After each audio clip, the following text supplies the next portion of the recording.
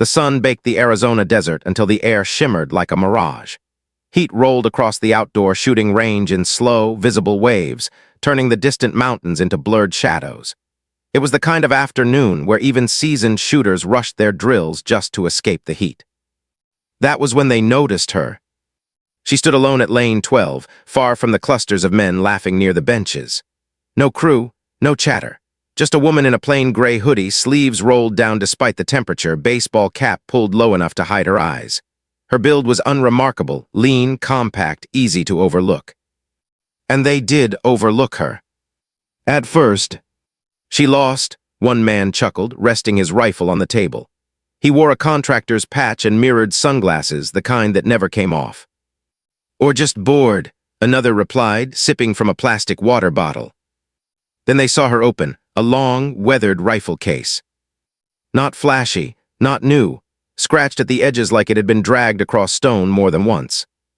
That's when the attention shifted. "She's shooting that?" someone scoffed. "That thing's older than my enlistment."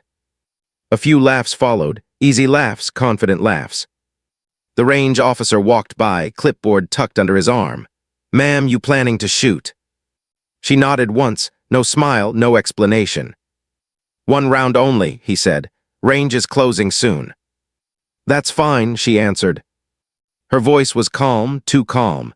It didn't carry the nervous lift most first-timers had. It didn't carry excitement either. It was flat, controlled, like a switch already set to on. Behind her, a man leaned toward his friend. "I'll bet 500 she misses, doesn't even hit steel." His friend snorted. "You're generous. 500 says she doesn't hit paper." They shook on it. The word bet drifted down the line, passed quietly like contraband. Grins spread. A few people turned their phones sideways, pretending not to stare. She didn't look back. She laid the rifle on the bench with deliberate care, like it was something fragile or sacred. The metal bore scars. The stock fit her shoulder like it had been carved there. She opened a small box and removed a single round. Just one. Her fingers didn't tremble. They didn't hesitate. They moved with the kind of muscle memory that came from repetition under pressure, real pressure, not weekend target practice. The range grew quieter. Someone muttered, "Watch this." She stepped into position, feet planted shoulder-width apart. Her posture changed instantly. No wasted motion, no adjustment needed. It was subtle, but to anyone who knew shooting, it was unmistakable. This wasn't a hobbyist. The range officer paused behind her longer than necessary. His eyes lingered on the rifle, on the way she aligned it without checking twice. "You sure you're good?" he asked. She nodded again. "I'm good." Downrange, steel targets waited in the heat. Ordinary to most people, just shapes at a distance. But further out, almost invisible unless you knew where to look, hung a suspended copper jacket bullet.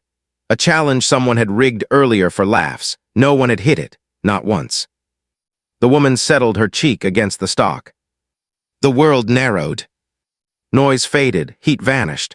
The range, the men, the bets, all of it dissolved into distance and wind. Her breathing slowed. The timer buzzed. And as her finger took up the slack on the trigger, no one noticed the faint mark on her wrist, faded numbers, half erased by time. No one realized they weren't watching a stranger take a shot. They were watching a memory wake up. And when she exhaled, the desert seemed to hold its breath with her. Her name wasn't on the range sign-in sheet in any way that mattered. It read C, no rank, no unit, no notes, just a name written neatly, deliberately, as if handwriting itself were a discipline. To the men clustered behind the benches, she was still just the woman in the hoodie. A curiosity, a gamble, something to pass the time before the heat chased them home.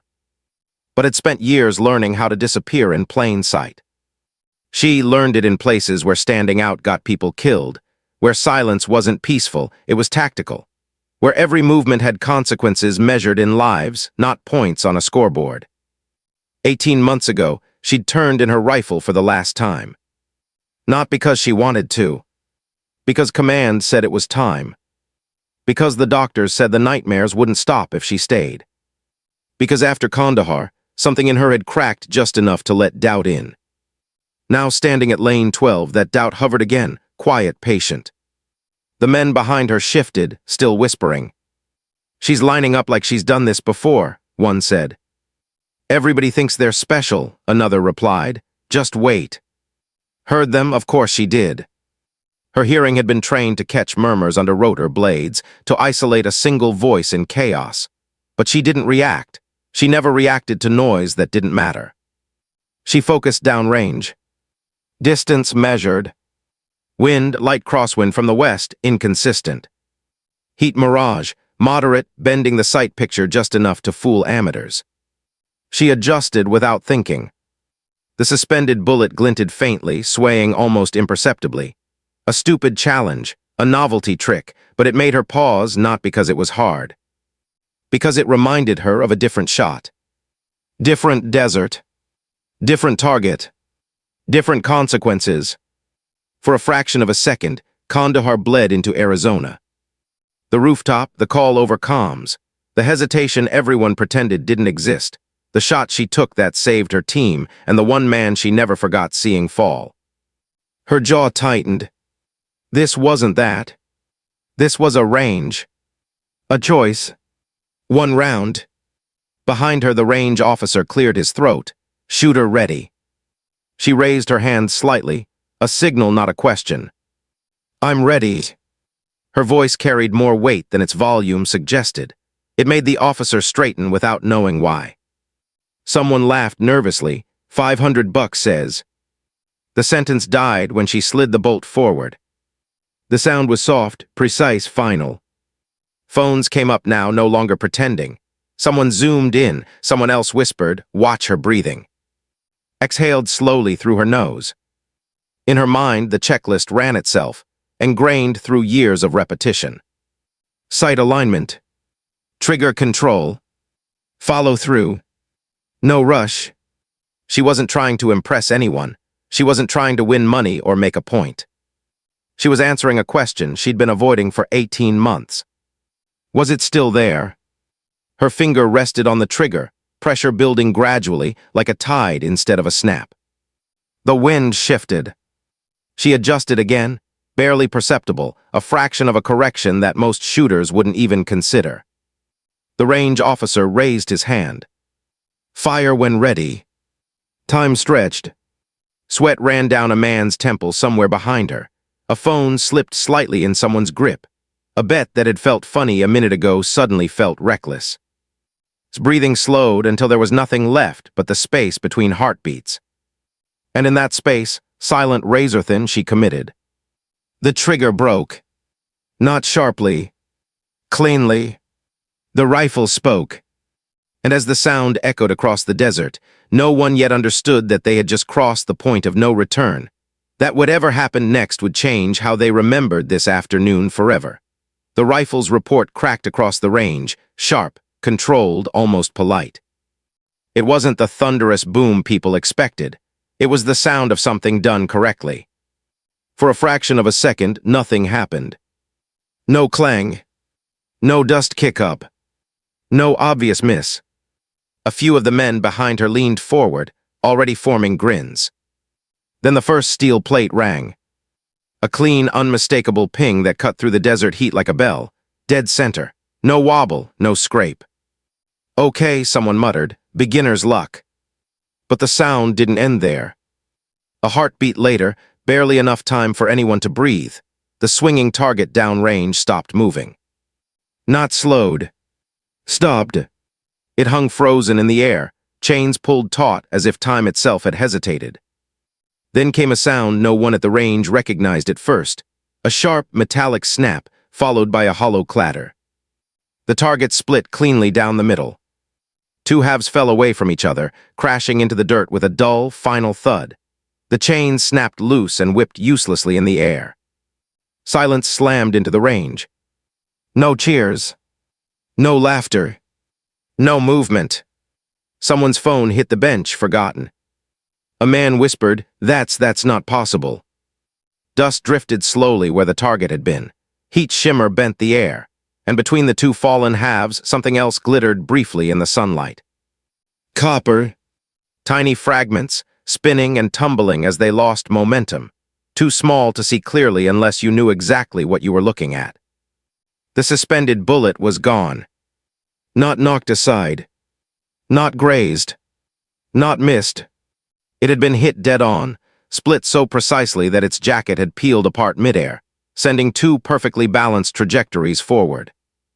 The range officer stared through his binoculars, mouth slightly open, his hands lowered inch by inch like his body had forgotten what they were for. No, he breathed, no way. Behind, disbelief curdled into something heavier. Awe, shock, a creeping unease. A former Marine stepped closer, eyes locked on the downrange chaos. That round, it didn't deflect. No, another said quietly, it divided. Phones came back up, shaking now. Someone replayed the footage they'd caught without realizing what they were filming. Frame by frame, slow motion. There it was. Impact. A flash. Two paths where there should have been one. Oh my God, someone whispered. She split it. Lowered the rifle slowly, exactly as trained. She didn't look downrange, she didn't look back. She knew. Her breathing returned to normal, steady and controlled, but something in her chest tightened anyway, not with pride but with recognition. It's still there. She stepped away from the bench and cleared the rifle, placing it down with the same care she'd shown before the shot. Behind her, the range erupted, not in noise but in overlapping disbelief. That's physics breaking. That's SEAL-level shooting. No, SEALs don't even. Who is she? The range officer finally found his voice. Ma'am, he said, louder than he meant to, can you explain what we just saw? Paused. For the first time, she turned around. Her eyes were calm, too calm, the kind of calm that came from having seen things that permanently redefined fear. It wasn't luck, she said. It wasn't a trick. She picked up her rifle case. It was repetition.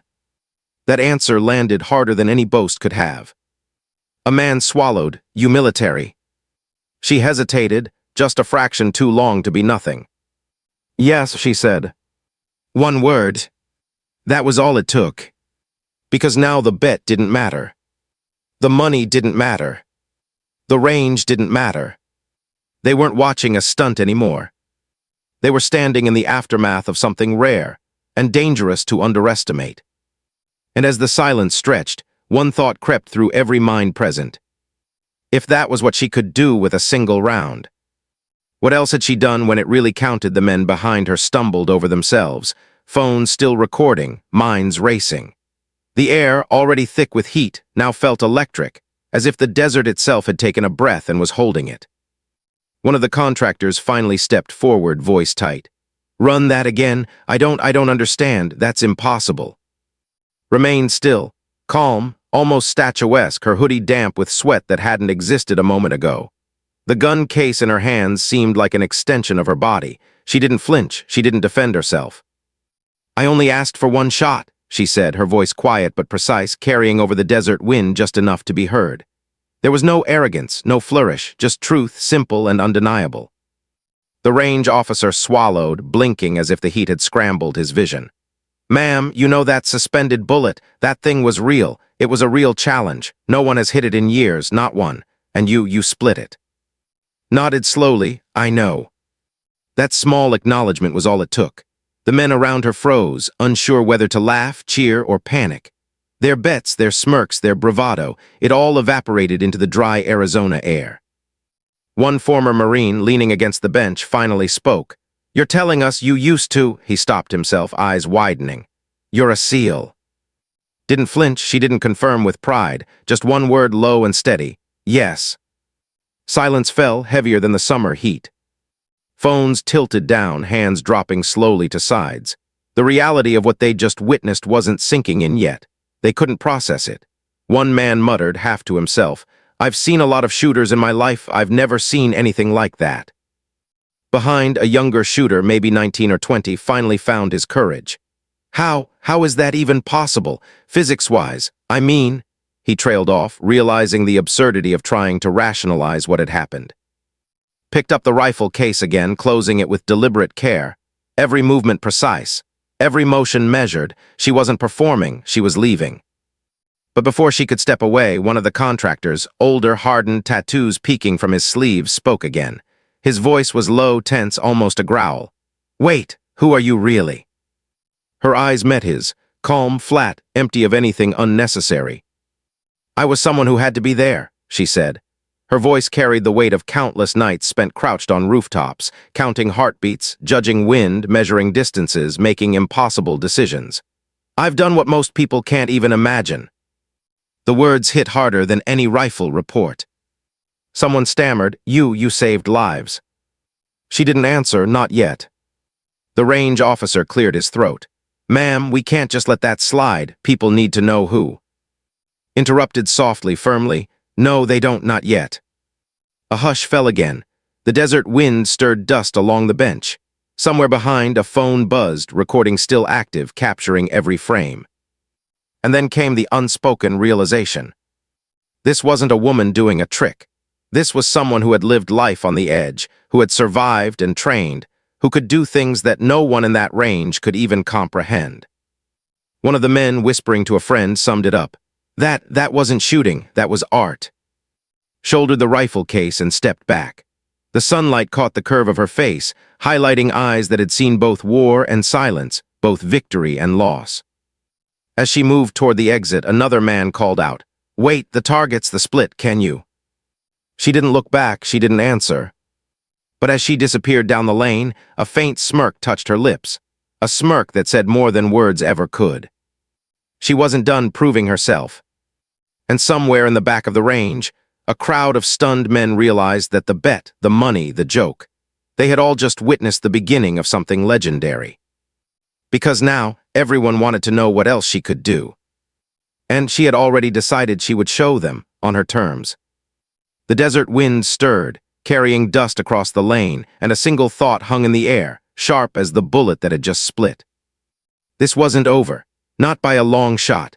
The moment she stepped away, the men behind the benches were still frozen, mouths slightly open, eyes darting between the shattered targets and the woman walking calmly down the lane. The $500 bet, the laughter, the mockery, it all seemed absurd now, almost childish. But one man, older, broad-shouldered, a hint of at his temples, leaned forward, a slow smirk forming. "Double or nothing," he said, voice low but firm. 500 wasn't enough for that." Paused mid-step. The words hit her ears like a challenge, a test. She turned just slightly, letting her eyes sweep the range again. The wind had picked up, carrying grit across the benches. Steel targets swayed lightly. The suspended copper jacket round had been replaced with two new targets, one stationary, one swinging unpredictably. And this time the instructor's tone made it clear, the challenge wasn't a joke. "Two moving targets, crosswind, timed," he said. His tone was almost conspiratorial, like he was daring her to fail. Studied them, the stationary one was simple, easy even. But the swinging target was a test. It moved faster than any casual shooter expected. Its chains twisted with the wind, its sway irregular, unpredictable. If she missed, the moment would be humiliating. If she hit, it would cement what they were already whispering. Her hands rested lightly on the rifle case. Inside, only one round remained. The weight of that single bullet pressed against her mind in a way nothing else could. Glanced at the horizon. Dust rolled across the desert like ghostly waves. Somewhere behind, someone had left a forgotten $500 bill on the bench. She didn't see it. She didn't care. Her breathing slowed. Every memory she had drilled since her SEAL days whispered in her ear, distance, wind, timing, rhythm. The desert had a pattern. Every sway of the target, every flicker of sunlight, every shift of the wind could be measured, and she could feel it just beneath the surface. The men behind her shuffled closer, curiosity overriding caution. Phones lifted. Cameras recorded. Every subtle adjustment of her grip, every movement of her eyes down the rifle's sight was documented. Lifted the rifle, letting it settle against her shoulder. The stock fit perfectly. Her finger found the trigger. She paused, not from doubt, but from focus. The memory of Kandahar was close now, a whisper behind her mind, reminding her that the consequences of a shot could be life or death. She exhaled slowly, aligning her sight with the stationary target first. One shot, she reminded herself. The first target would fall easily, a warm-up, a confidence builder. But all her attention remained on the swinging target, anticipating its next movement, its rhythm, the hidden chaos behind its sway. "Shooter ready?" the officer asked. His nod was subtle but firm. The timer reset. The desert seemed to hush. Even the wind stilled for a heartbeat, like the world was holding its breath with her. Then she squeezed the trigger. The first target dropped cleanly, pinging against the steel backboard. She didn't celebrate. Her eyes never left the second target. It moved faster now, swinging in wide arcs. Crosswind buffeted it unpredictably. A novice shooter would panic, but she didn't. She calculated, she compensated, she predicted. The bullet left the barrel. Time stretched.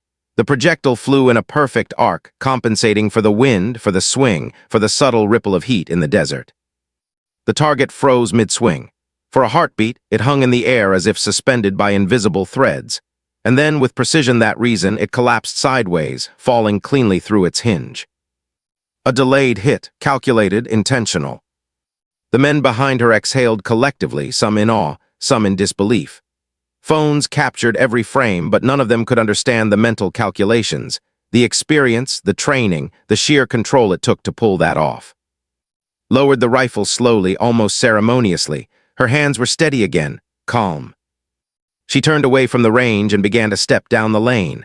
Not triumphant, not boastful, just walking, the desert stretching before her, dust rising in faint swirls around her boots. Behind her, murmurs grew louder. "Did you see that?" "No way. She's unreal." But didn't hear them. She didn't want to. This wasn't about proving herself to anyone else. This was about knowing, deep down, that she could still do it, that she still existed in a world where split-second precision could matter. The bet money remained on the bench, forgotten. The cameras were still rolling.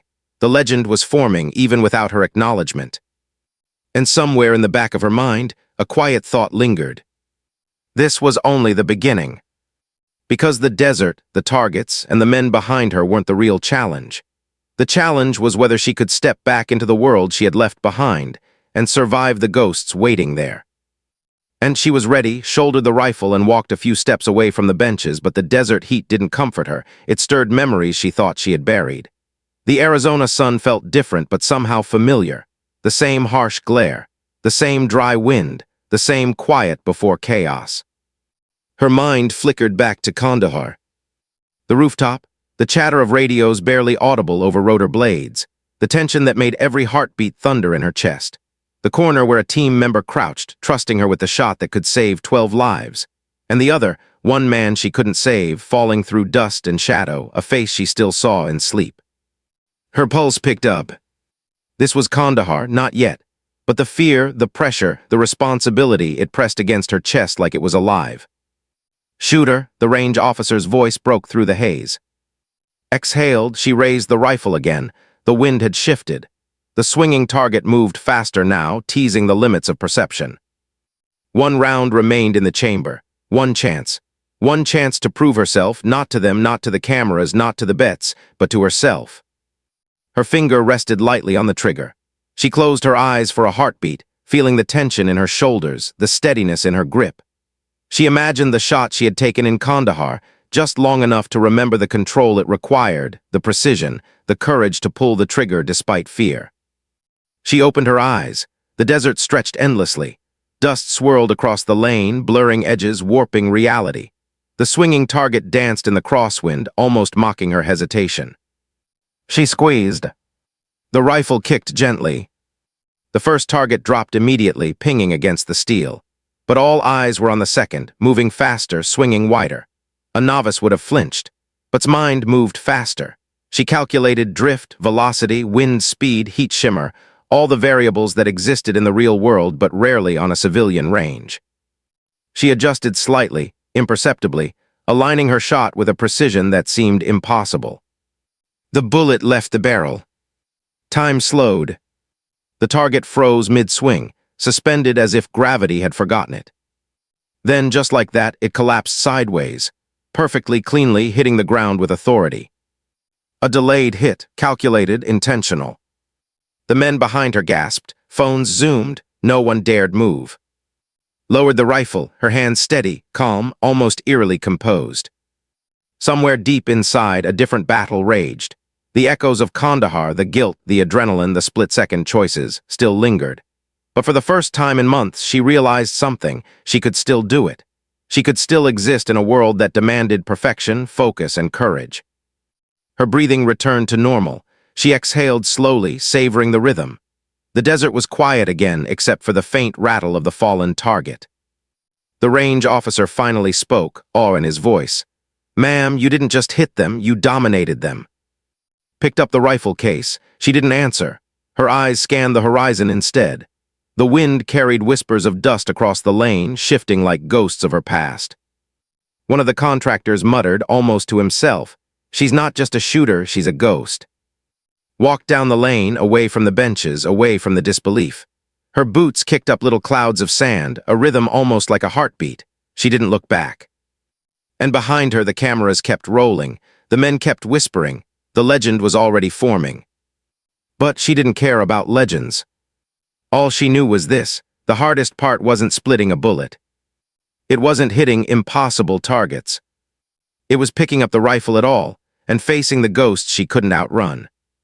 The desert swallowed her figure as she moved toward the horizon, dust curling in her wake and somewhere behind her. The men realized that they hadn't just witnessed a trick. They had witnessed a woman reclaiming herself, one impossible shot at a time. And the question lingered in the air, unspoken but undeniable. If this was just a range, what happens when the real world calls again? The desert settled into a quiet that felt unnatural. The steel targets lay twisted and dented on the sand, the chain fragments scattered like brittle confetti. The copper fragments of the split bullet glinted faintly in the sun, a tiny monument to what had just happened. No one spoke at first. Phones lowered slowly like people waking from a trance. The $500 bet sat forgotten on the bench, still fluttering in the wind. Sweat-streaked faces stared at as if trying to read her thoughts and failing. The range officer, finally finding his voice, stepped closer. His hat was tilted back, revealing a pale, sunburned forehead. "Ma'am, I don't even know how to say this. You did something no one here will ever forget." Didn't answer. She bent slightly, closed her rifle case with deliberate care, and slung it over her shoulder. Her movements were calm, measured, controlled. She wasn't performing for them. She wasn't performing for anyone. "I wasn't trying to be remembered," she said finally, her voice quiet but firm, carrying just enough for the officers and contractors to hear. "I was trying to see if I still could." A young contractor, barely old enough to shave, stepped forward, eyes wide. Could what?" he asked, his voice trembling. His gaze met his, steady, unflinching. "Pull the trigger and live with it." Her words hung in the air like the fatting echo of the rifle's report. The weight of experience, of memory, of lives saved and lost, settled on everyone present. Behind her, murmurs spread across the benches. Some whispered about physics, about timing, about precision. Others whispered about Kandahar, about SEALs, about the kind of life that could produce someone capable of splitting a bullet in midair. One man, a former Marine, muttered under his breath, shaking his head in disbelief. She's unreal. That's not even human." Began walking down the lane, sand kicking up around her boots in gentle clouds. The wind picked up slightly, carrying the dust across the dry desert like a veil between her and the men behind her. And yet the silence pressed in. Phones were still recording, hands still trembling as if no one could quite believe what had happened. She didn't glance back. She didn't need to. Somewhere behind her, a few contractors started arguing about physics, wind compensation, trajectory, but the words fell flat. Nothing could explain what they had just seen. Not technically, not physically, not psychologically. His mind was elsewhere. This wasn't a range. This wasn't a test. This was a reminder. A reminder that she could still exist in the world she'd left, that she could still move with purpose, that she could still confront the fear that had haunted her for months and still come out unbroken. The range officer finally spoke again, quieter this time, almost to himself. She didn't just hit the target, she owned it. Disappeared into the desert haze, the sunlight painting her figure in sharp angles and long shadows.